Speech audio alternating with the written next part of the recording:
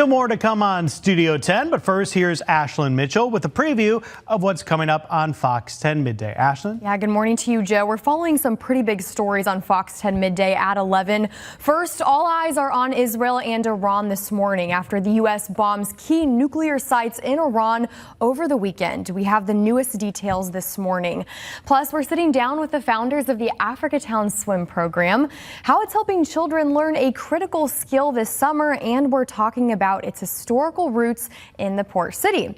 We'll have that story for you in a live interview. Of course, Jen has a look at your Monday forecast and what the rest of the week holds. All of this is coming up on Fox 10 Midday after Studio 10. Keeping a close eye on your forecast, and the summertime pattern is only continuing here across the Gulf Coast. So what does that look like for your work week? I'll be breaking down all of those details coming up. Plus, a church in Michigan was the target of a potential mass shooting. What stopped the suspect? Coming up. Democrats are intensifying their calls for the White House to seek congressional approval before authorizing more strikes on Iran. I'm Rebecca Castor on Capitol Hill with the latest on the conflict coming up. First on the Gulf Coast with breaking news and weather. Fox 10 Midday starts now. Well, good morning, everyone, and happy Monday. You're watching Fox 10 Midday. I'm Ashlyn Mitchell. And I'm Jennifer Lampers. We hope you all had a lovely weekend. Jen, I know I did. I got to soak in every second at the beach. Will it be a good beach weather for this week? Well, the good news is that it will be. We'll still be encountering some of those showers, those storms typical of our summertime pattern, but also anticipating some beautiful conditions down at our local beaches, mainly with those rip current risks staying low, so the waves also looking a lot better out there. Taking a look at satellite and radar across the southeast, we're starting to see some more of that cloud cover just beginning to pop up as we progress further along into the rest of today. But here locally, it's still calm and quiet to begin. We are tracking some of those showers and storms just closer towards coastal Mississippi, seeing some of those move through areas near Biloxi, Pascagoula, Escatawpa, but closer towards I-10. That's where some of those showers are headed. So in case you are heading out towards that Mississippi state line, going to be heading across the Mississippi coast there, just a heads up that you could possibly see some of those showers to start off with for this morning. Just down towards Grand Bay by La Batre, Coden, we are starting to see some of those very light isolated showers, but mostly calm and quiet to begin for today. A nice look outside from our Navigator Credit Union camera at the Battleship. We're looking towards the west, so we can just start to see some of that increased cloud cover out there. Temperatures, they're warm, upper 80s, dew points upper 70s, so it's already feeling like 100 degrees closer towards downtown Mobile. Those temperatures all across our area quickly warming up. We're seeing more of those upper 80s, temperatures right around 90 degrees, but taking all of that humidity into account, we're feeling more like the triple digits. Leakesville, Lucedale, Calvert, Atmore, all feeling well over 100 degrees to start off with for today. It's hot, it's toasty. Stay hydrated, take breaks, find some AC if you are spending any time outside. You'll must be rooting for some of that rain coverage just to help cool things down. Those will really start to come into play heading into the early part of this afternoon. Random where they develop, but more pop-up showers and storms possible for your Monday. I'll talk more about that and your work week coming up in just a little bit. Ashlyn. All right, Jen, thank you. Well, first on Midday this morning, the conflict between Israel and Iran enters its 11th day, with neither side showing any sign of backing down. Israel is still hitting Iran with airstrikes, Iran responding with missile attacks, while President Trump considers deepening America's involvement. Here's Fox News correspondent Rebecca Castor with the latest from Capitol Hill. Israel is widening its air campaign against Iran, but the Iranian military says it won't back down. On Monday, the IDF attacked multiple targets with strong connections to the Iranian regime, including the headquarters of religious police, the notorious Evin prison for political prisoners, and the destruction of Israel clock in Tehran. It also hit access routes to the underground Fordo nuclear site and a Revolutionary Guard headquarters. The Air Force planes are deepening the strikes in the Tehran area. For Israel, this war is not over, and Iran also is showing no signs of surrender. Monday, its army chief issued a new warning to the U.S.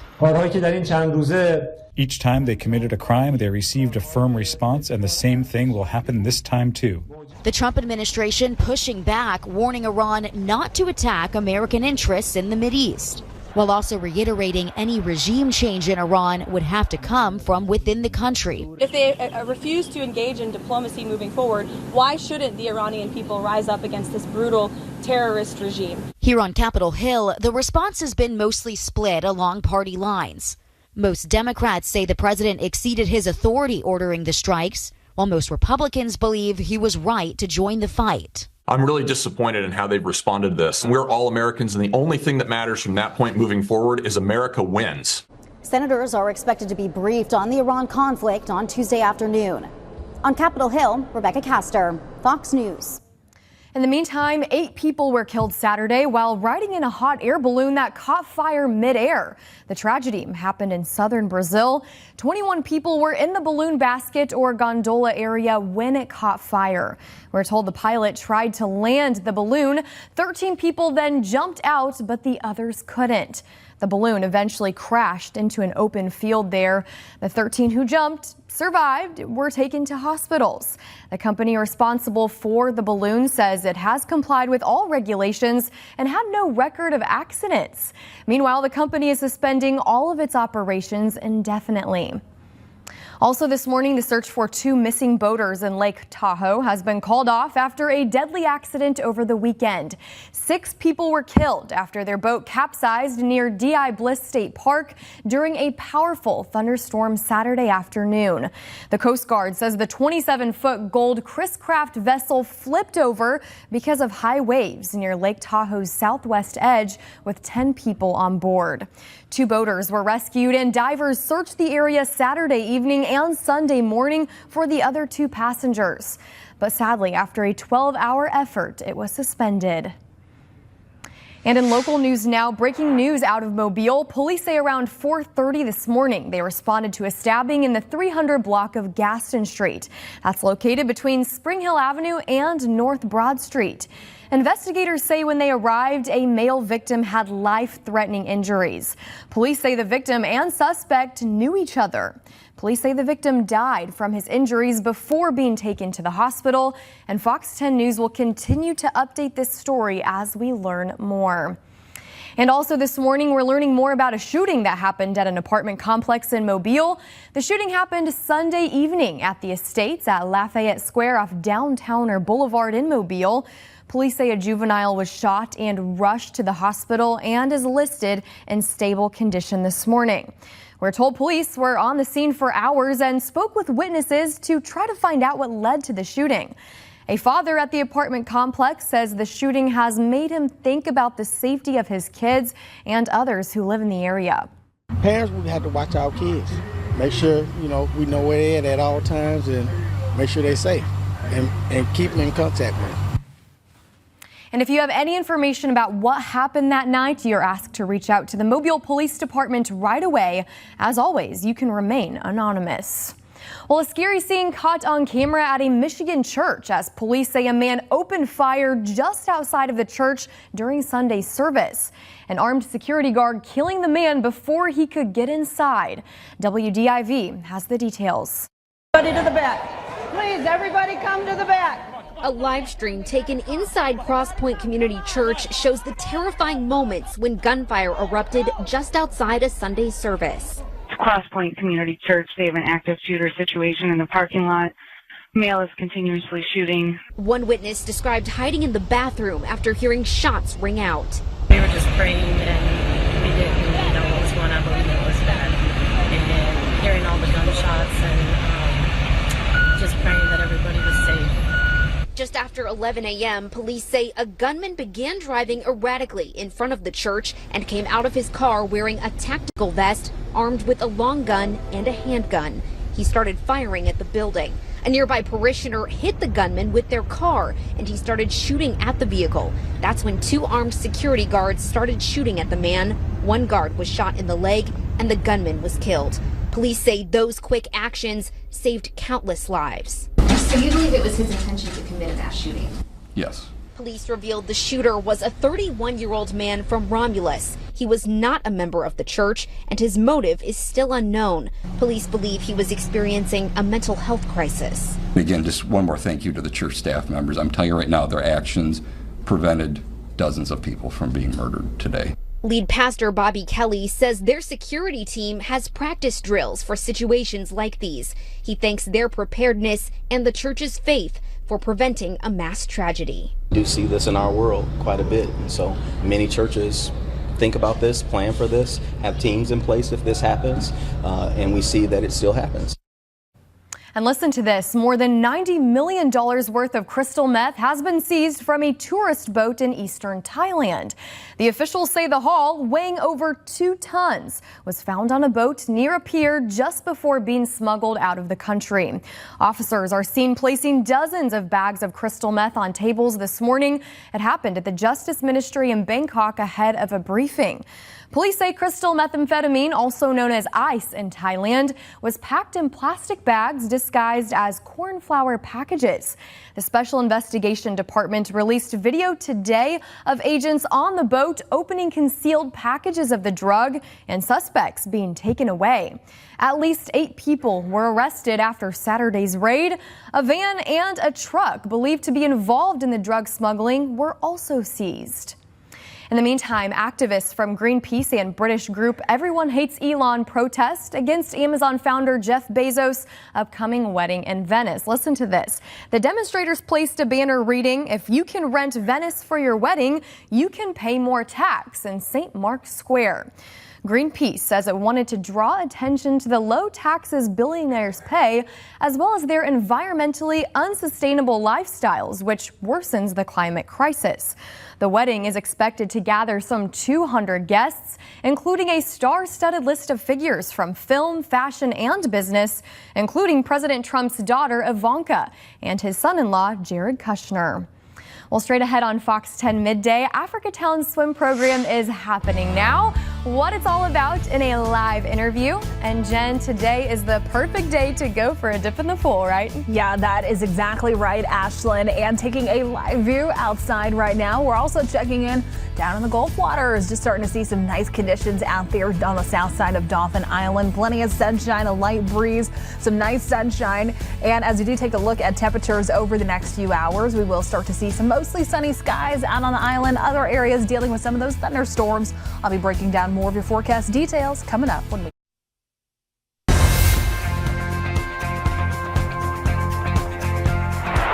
Welcome back in. It's officially summertime and many of us are cooling off at the pool and beach, and knowing how to swim is a very important skill, as we know, especially if you live here on the Gulf Coast, but not every child has the resources or access to swim lessons. Well, the Africatown swim program is looking to change just that, and joining me now to talk about this are folks with the program. Thank you all so much for being here today. Happy to be here. We're excited to learn more. So before we get started, briefly tell me your name and who you are. Well, my name is Nolan Lee III. I'm an instructor for the Africatown Swim Program. I've been with the program for the past 3 years now. Very good. My name is Naima Dorch, and I'm a second-year instructor. Wonderful. My name is Joycelyn Davis. I'm on the advisory board of Africatown Heritage Preservation Foundation, and I'm also one of the executive committee members for the Africatown Swim Program. Very good. You're a familiar face on our show. Thank you all so much for everything you do for Africatown. So first things first, I want to talk about when did this program start? Give us a little bit of background. Mm-hmm. So it started after the film Descendant. One of the divers, Kamal Siddiqui, with Diving with a Purpose, saw a need for the children in the Africatown community and surrounding Mobile area to learn how to swim. So the Africatown Heritage Preservation Foundation, and along with Senator Vivian Figures, helps create this swim program. Very good. Both of you guys are in the pool every day for this program, I know. Talk a little bit about what you guys do. We'll start with you. I teach instructing from ages 5 to 16. I worked with a variety of children for the past 3 years, 5 to 8, 9 to 12, and 13 to 16. I've enjoyed it for the past 3 years now since the beginning. It's a lot of fun just helping these kids swim and just learn, and it's just really exciting. Very neat. You said you've been there for 3 years and you've been here for 2, right? Yes, Talk about that. When I first joined the program last year, I didn't really know what to expect. I knew it would be difficult, but I've overcame the challenge. And it's really nice seeing not only the students improve, but me improve my teaching skills and communication skills, because everyone learns differently and some have like different levels. Some are scared of the water and some are overly confident. So absolutely, to find that balance, right? Yes, ma'am. Why is this program so important for the community of Africatown? Well, it's a personal thing for me. My niece is a part of the program. She's 8 years old, and I've seen the growth. So she has started the program since the inception. And I've seen her start out from the person who was afraid to swim, now a confident swimmer. So it's near and dear to me. And also I see a lot of people from the community, from my church, my friends, their grandchildren, be a part of this program. So it's very near and dear to me. Very good. Nolan, were you going to say something? Why is this so important? Just overall experience, honestly, just knowing I'm a part of something special, knowing that at my age, I had someone instruct me when I was around their age to swim, and to be that light, that guidance that helps them get in the water, helps them overcome their fears, and just makes them overall better in a sense, just makes me feel really grateful, honestly. Absolutely. You would say the impact stretches far beyond the pool, right? You guys aren't just swim instructors, but you're mentors. Can you talk about that? Being a mentor to younger students, even some of my peers, because like you said, it goes from 16 and I'm 17, so we can kind of relate on some things. I can help them in ways that other people helped me, and it just helping them be more comfortable in the water. I'm sure you do. Now, this is the third year for the program, correct? Yes. Talk a little bit about how people can get involved.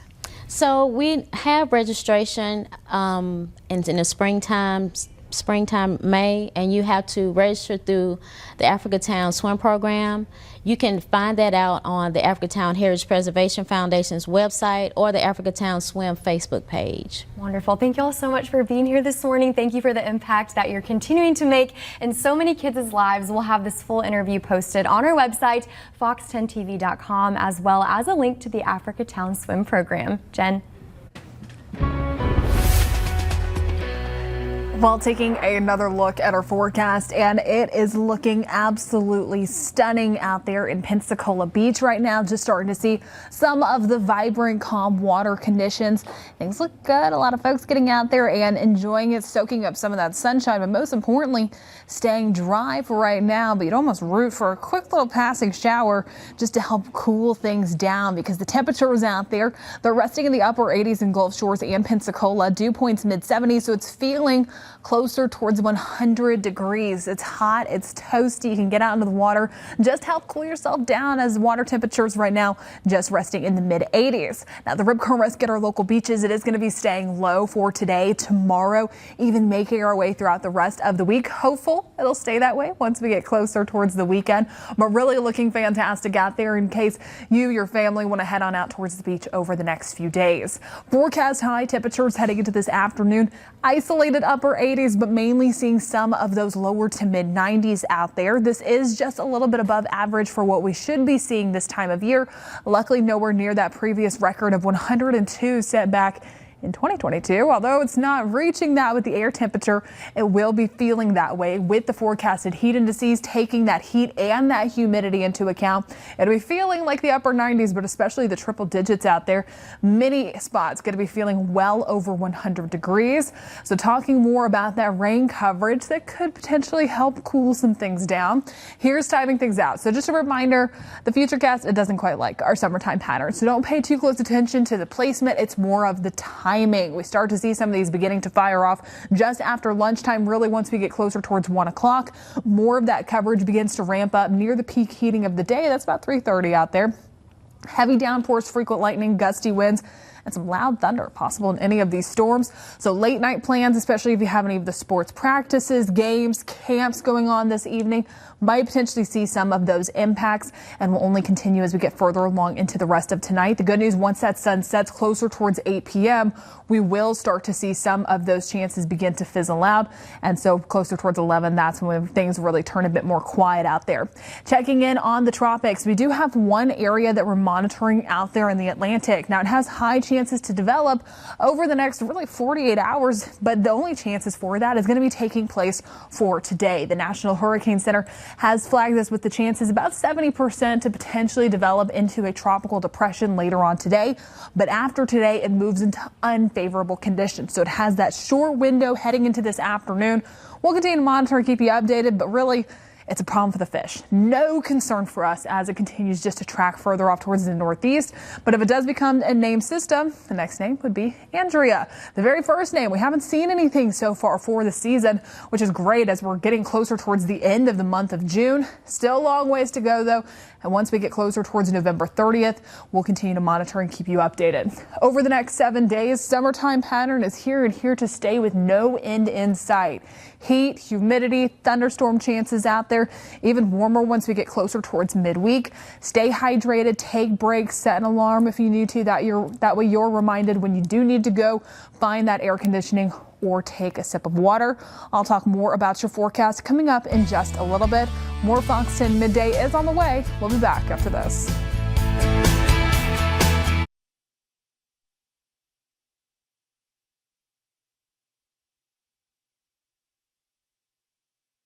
In Daphne, Fox 10 News reporter Stephen Moody is live this morning in Daphne with more. Stephen, what can you tell us?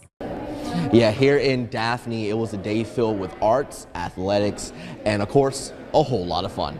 Monday is International Olympic Day. It commemorates the birth of the modern Olympic Games, which began on June 23, 1894. The United States Sports University celebrated by promoting fitness, Paralympic movements, and Olympic values with the help of some Olympians. It's something that we're very passionate about. It's been defining in our lives, and we love sharing that with the new generation of children, students, athletes.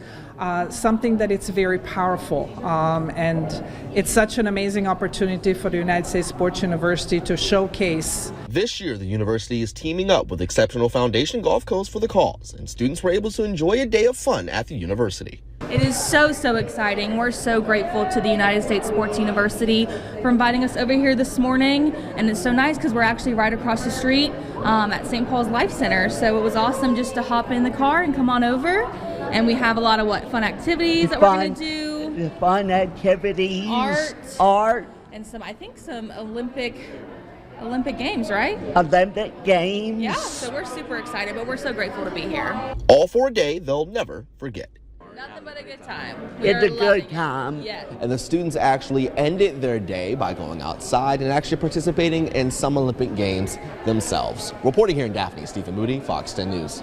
All right, Stephen, thank you. Well, coming up, Meta tries to catch up with competitors on AI. We'll have that story and more in your business headlines. Plus, we're not the only ones dealing with that brutal heat and humidity out there.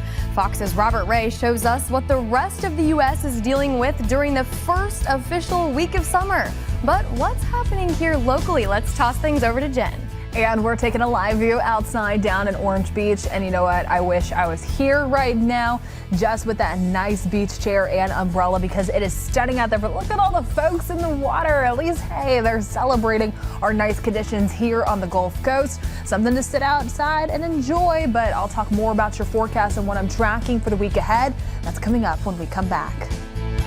Welcome back. You're watching Fox 10 Midday on your Monday, and the first week of summer is kicking off with extreme heat across most of the country.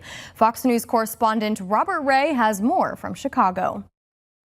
Dangerously high temperatures are hitting the country coast to coast, scorching millions of Americans this week. Yeah, I'm hot, man. I'm burning up under here. Temperatures are soaring into the 90s and triple digits in several areas, set to challenge some decades-long records. The National Weather Service says a powerful heat dome, which is a large area of high pressure in the atmosphere that holds in heat, is to blame, raising the mercury to at least 15 degrees above normal this week. Along with temperature concerns, oppressive humidity is plaguing much of the East Coast. The East Coast weather, at least from my perspective, is just very sweaty in the summer. Extreme heat warnings are in place in nearly 30 states, including cities like New York, Pittsburgh, and D.C. Medical experts say it is crucial to have a plan for how to stay cool and recognize the signs of heat illness, like heat exhaustion, where there may be profuse sweating Skin may be clampy. The person may be a little bit confused, a little nauseated. You want to get them into shade. You want to slowly hydrate them with sips of water and cool them down with cool cloth or wet their clothing. Versus heat stroke. We see an individual who's not sweating at all. Their skin is not clammy, but very hot.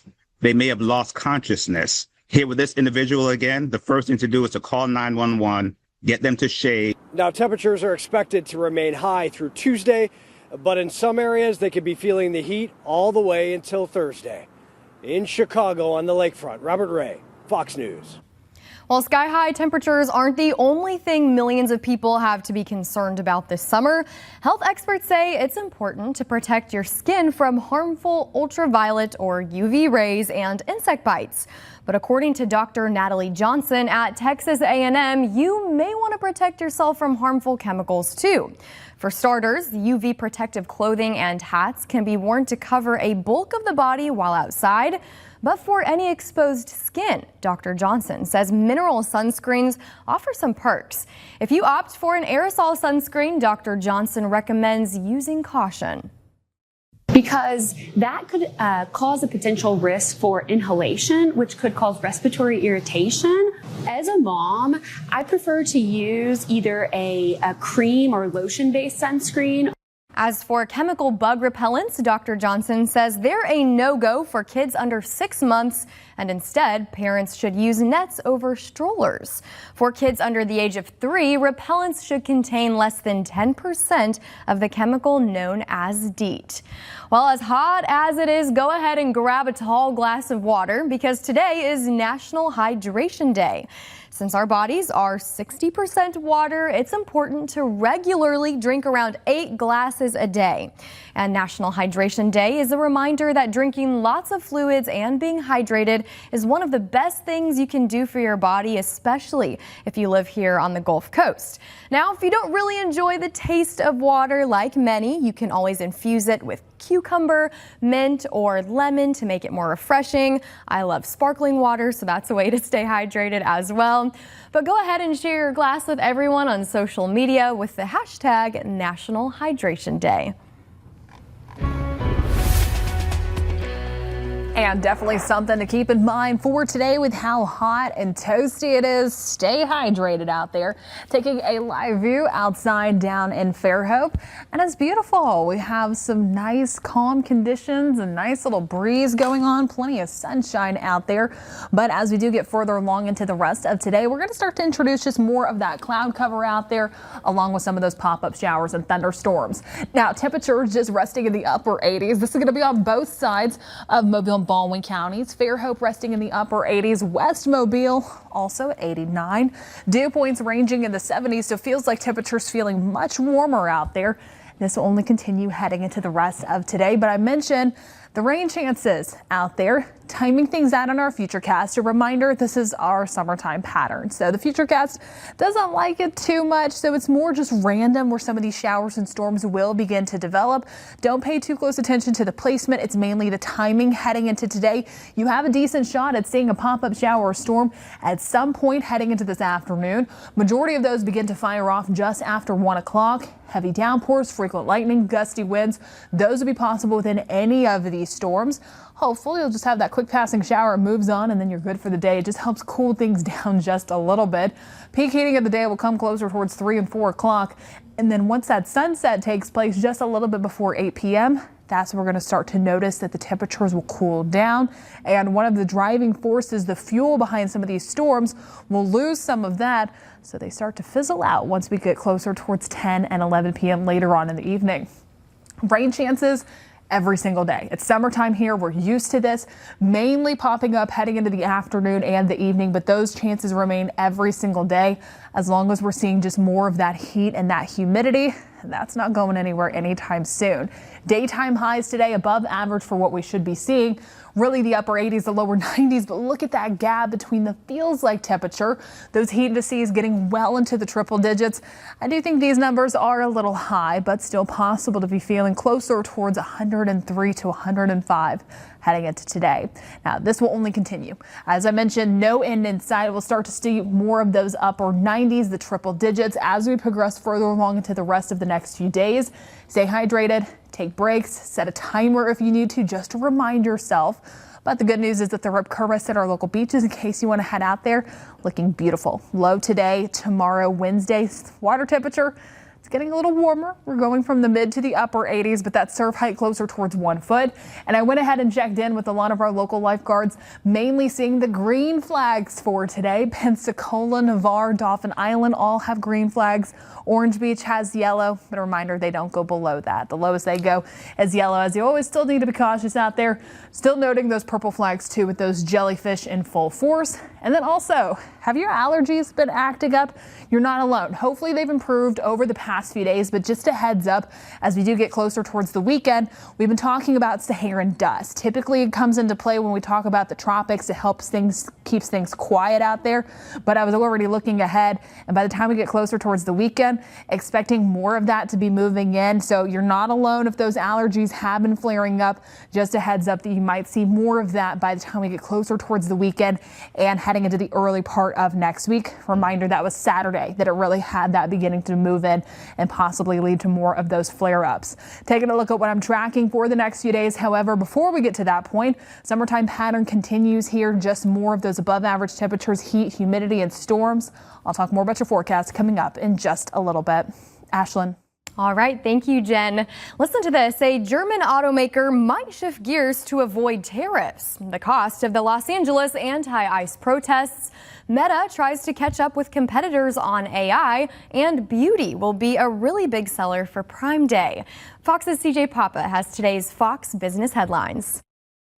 German automaker Audi reportedly considering building a factory in the United States to placate President Trump and avoid tariffs on foreign imports. Germany's Der Spiegel reporting the estimated cost of the new building at $4.6 billion.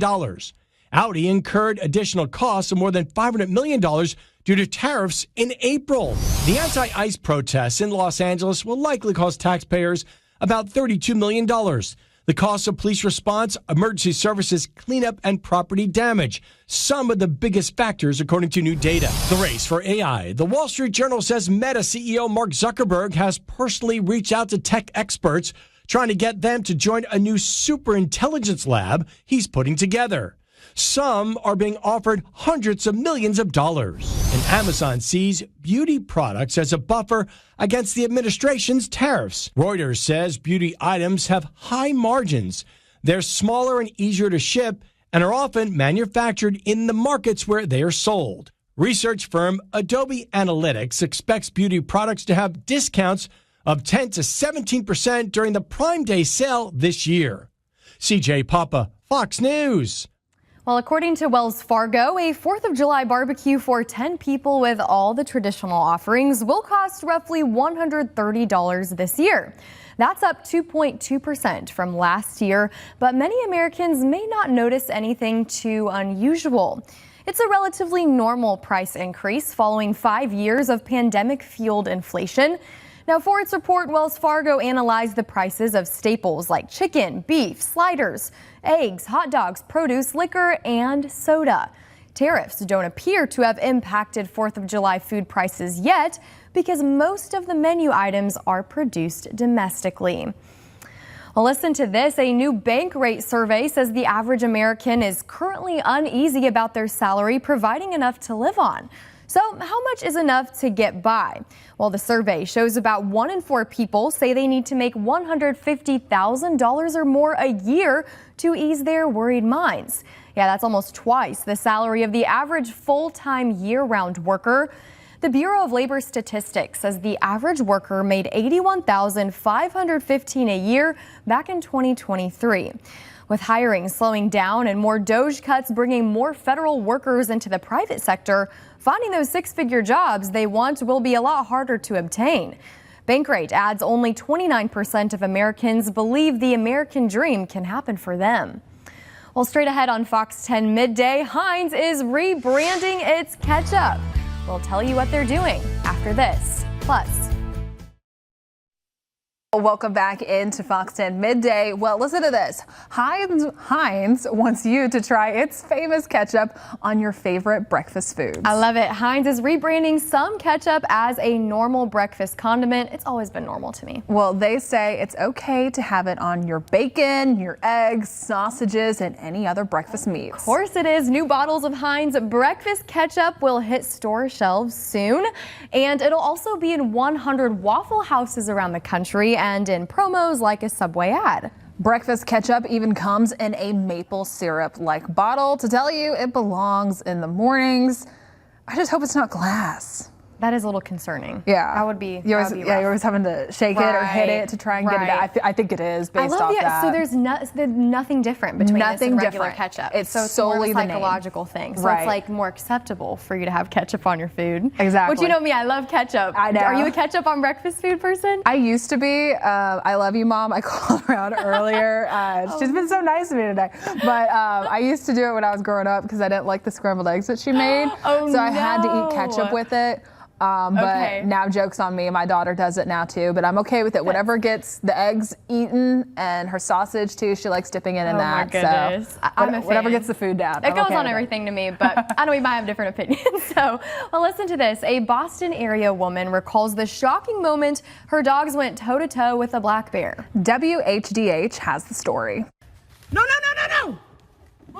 Marty, come. A bear scare in Rutland Sunday morning. Two dogs going head-to-head with a black bear, one of them leaving their mark. The dog's owner says she was shocked to see it all unfold in her backyard. We set the dogs outside. They love to be outside.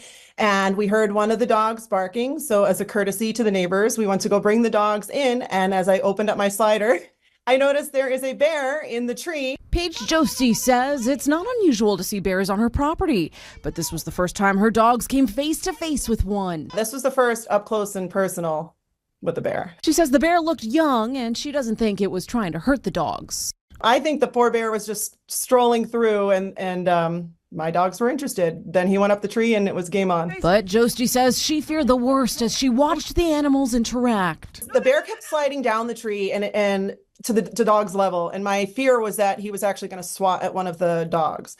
And I was about to witness something absolutely terrible. But the underdogs put the bear on the defensive, showing they don't just bark, they bite. The bear eventually ran off and dogs went back in the house. Josti called animal control to come check out the scene and make sure everything was safe. Fortunately, it seemed like my dogs may have had the upper hand because they just kept chasing him right back up the tree. The owner says her dogs are herd protecting breeds, and animal control explained it's in their nature to go after predators. According to animal control, he said my dogs did exactly what they were supposed to do, which was to get the bear up the tree. Wow, I've never seen anything like that, Jen. I was going to say I saw it, but it was more of the opposite look. There was a woman in Pensacola a few weeks ago, and she had little dogs. And the bear was a little bit more territorial once they went outside. So always double check your yard. Ooh. I know. And we have bears on the Gulf Coast, Yeah. specifically black bears, especially in Saraland. Yeah, we have a Alabama. lot in Saraland, a lot on the Florida side. So keep an eye on your backyard and your furry friends. Again, those bears, they're just wandering through. Well, let's go ahead and take a look at our forecast. And just a reminder, it's a great time to go ahead, download the Fox 10 weather app. That way you're staying updated with everything. We have those tropical updates, plus also radar and futurecast built right into the palm of your hand. That'll come in handy later on today. I'll have a final look at your forecast coming up in just a little bit. We'll also have 3 to know before you go. But for now, a live view outside down on Dauphin Island. Beautiful for this morning.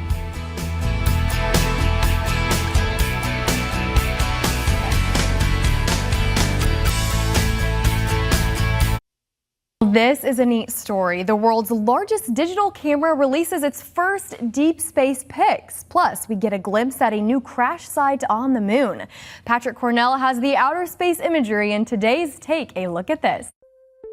The moon is sporting a new man-made blemish. You'll have to take a close look at this before and after photo to spot the newly created crater on the surface. In early June, Resilience, a lunar lander from Japanese company iSpace, likely suffered a hard landing while trying to touch down on the moon. NASA's Lunar Reconnaissance Orbiter decided to check out the damage, snapping this pic from about 50 miles above the lunar landscape. The space agency says the image shows the accident kicked up regolith. Definition, please. Unconsolidated residual or transported material that overlies the solid rock on the Earth, moon, or a planet. Got it. In the side-by-side comparison, you can see just how much regolith was kicked up by the hard landing. The company involved is expected to take on more moon missions until it succeeds with a successful landing. If we venture deeper into the solar system, thousands of asteroids and millions of galaxies shine in the first images ever released from the largest digital camera ever constructed. The Vera C. Rubin Observatory sits on a mountain in Chile. Inside, a 6,600-pound, 3,200 megapixel camera the size of a small car crafting some incredible imagery. And for its first act, astronomers are showcasing the Virgo cluster of galaxies, including 2 spiral galaxies and 3 merging galaxies. Plus, this composite pic made of 678 images detailing clouds of gas and dust in the Trifid and Lagoon nebulas. The team's mission is to create a time-lapse record of galaxies, asteroids, and other objects as they change over a 10-year period. And if we turn a camera back towards Earth, we get this spectacular view of an aurora sparkling over the skies of our planet. Astronaut Johnny Kim captured the out-of-this-world light display while on board the International Space Station. Kim writes it took about 45 minutes to record the stunningly serene space scene, and it sure is incredible to see. For Take a Look at This, I'm Patrick Cornell. That is beautiful. Well, here's your 3 to know before you go today. The Oklahoma City Thunder have won the NBA 2025 championships. They beat the Indiana Pacers 103-91 in Game 7 of the finals, which marks the franchise's first title since moving to Oklahoma City from Seattle in 2008.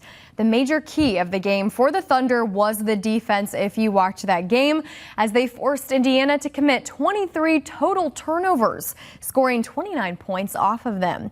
The Thunder has now become the second straight team to win the title and have the best regular season record after the Boston Celtics did last year. And then Mission Impossible: The Final Reckoning fell to 5th place this weekend on ticket sales of $6.6 million. The live-action remake of Lilo and Stitch tumbled into 4th with $9.7 million. In the meantime, Pixar's alien adventure Leo landed in 3rd in its debut with $21 million overall. And then Zombie Threequel 28 years later opened in 2nd with $30 million. Universal's How to Train Your Dragon fought off the competition to stay at number 1 for the 2nd weekend in a row.